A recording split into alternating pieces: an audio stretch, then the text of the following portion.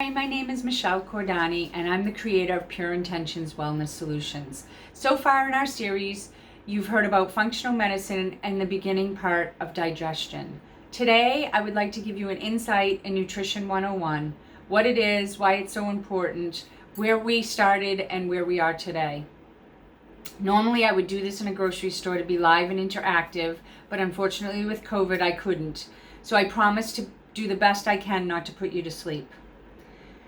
Some things to think about that I would like you to achieve today is not only to give you a little bit of an education, but also to give you the beginning or beginner's mind of really looking in ingredients and foods. Like, try to be a detective. Our body is an amazing machine, and giving the proper nutrition, it will not only heal itself, but it will run more optimally. Think about it when you walk into a room sometimes and you're like, oh my gosh, why am I here? Oh, I can't remember why I came up here. Not only to walk out and then say, oh my gosh, now I remember, light bulb moment. That would be brain fog. Not that we all don't have moments like that, but some have more than others. Or maybe you get up in the morning and you have an achy knee or you have an achy shoulder. It can happen throughout the day, but usually it's more apparent in the mornings. Or you're eating and you find yourself belching a lot. Or either during the meal or after the meal, you feel extremely bloated or uncomfortable and gassy. So we have to think about why that is. And I want to take you back for a minute to when our ancestors ate. What did they do differently? So they had to forage for their food. They ate within season. Summers were light and airy, great fruits and vegetables and salads. And then fall was to prepare them for winter. If they couldn't can it or preserve it to bring it forward, it didn't happen. Winters were about gaining weight, believe it or not, and eating heavier foods, meats, fats, all that kind of stuff. And then came spring, which is, again, about shedding and a renewal. So they don't have, or they didn't have back then, the modern conveniences that we do. So unfortunately, with some of those modern conveniences, we've paid the price. I know I don't look very old, but if you think about it, I'm old enough to have grandparents and great-grandparents that ate differently. Like, the food that was on their plate was made differently than the food today. And I try to bring light into it with my clients too. And the biggest example I can give is the Twinkie of today is not the Twinkie of yesterday. Like, you literally could put a Twinkie in your cabinet and it could probably live for years upon years. So that's pretty scary. So I want to take you just for a minute to what my clients or really what society is like now. Like, we're all about quick fixes. We're less work.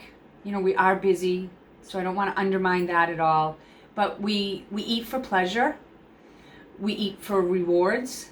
We like to reward ourselves with food. We eat for taste. Something really healthy. If it didn't taste good, we totally wouldn't go there. Our ancestors, grandparents, great-grandparents, none of that was an issue back then. So we have to think about what we're doing to our bodies. And one of the things my clients ask of me all the time, or will tell me, is that they can't afford to eat healthy, or they don't have the time to eat healthy. And I'm going to take the time first. So the first thing with time is I always tell my clients to prep first, eat more than once. So you can take a little bit of time and carve it out somewhere. I'm sure that someone's watching TV or having downtime somewhere where they could just take a little bit of time and prep and be able to have your week set up so that all you have to do is just kind of put it together. A lot of my clients pre-COVID would say, my husband and I both work and we come home and we have to bring our kids to events or to their sports and we just don't have time for it. And what I tell them is, by the time you do the drive-through or the fast food thing, you could already have it on the table. And especially if you took that little time on this end to gain on the other end. Or I can give tips of, little things they can bring in the car. It might not be the best scenario. You can make a smoothie and bring it in the car. You can have vegetables with hummus or whatever it might be, something really quick in a cooler that would be healthier than going through a drive-through. So it's just about thinking ahead and having ideas. Sometimes you just need someone to inspire you.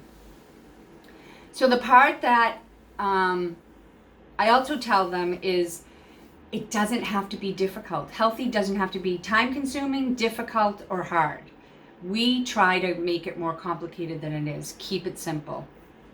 So the money part, I don't have enough money, it's too expensive to eat healthy, is we have a thing called, you might have seen it, the Dirty Dozen and the Clean 15.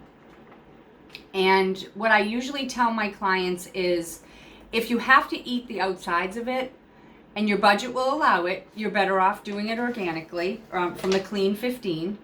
Otherwise, if not, you now have a chart that you can cut out. We'll put it on the website, and you can bring it to, put it in your wallet or your pocketbook and bring it to the store with you. So some examples of the Dirty Dozen are apples, strawberries, peaches, nectarines, spinach. Some examples of the Clean 15 would be avocados, pineapple, onions, cauliflower, broccoli. And let me just take a minute to say, nothing's perfect. Like, the world is not perfect.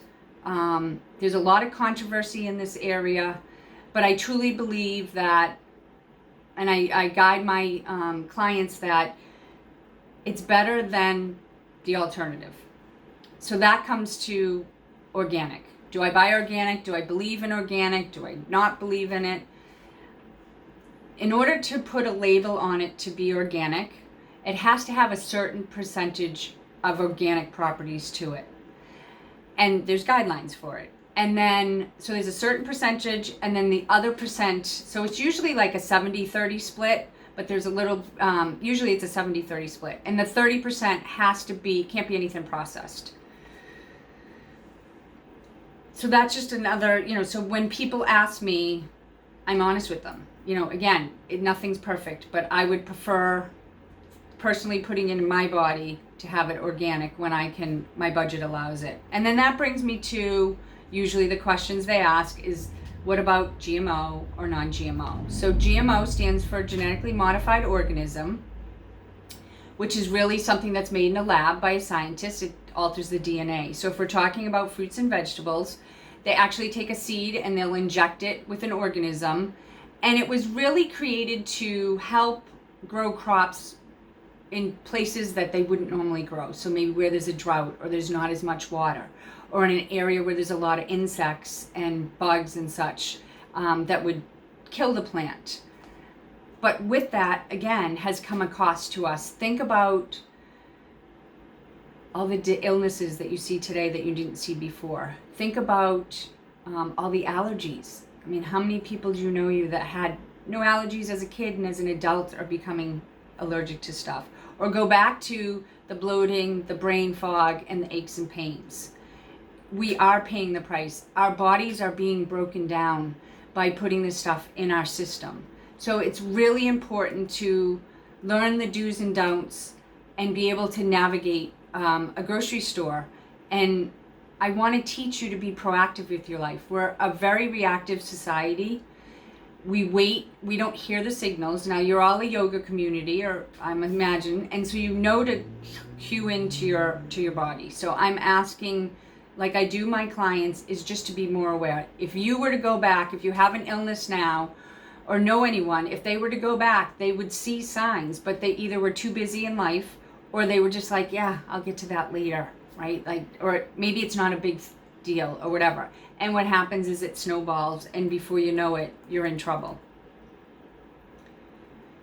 So I'm not looking for perfection. I'm just looking for you to open your eyes and be the food detective, an ingredient detective. Maybe follow the 80-20 rule, which we'll talk about a little bit we'll talk about in our next series, how to shop and foods that can cause inflammation and foods that can help reduce inflammation, and possibly why Googling is not your friend. So I hope you enjoyed this time we had together, and I look forward to working together with these amazing women that are bringing these series to you and being a part of the USMA community. And have a great day. Thank you.